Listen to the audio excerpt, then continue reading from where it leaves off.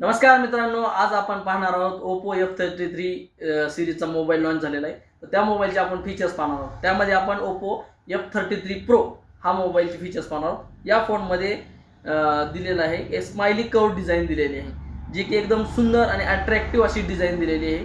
त्यामध्ये हा मिस्टी forest colour आहे, हा पण खूप छान दिसतोय.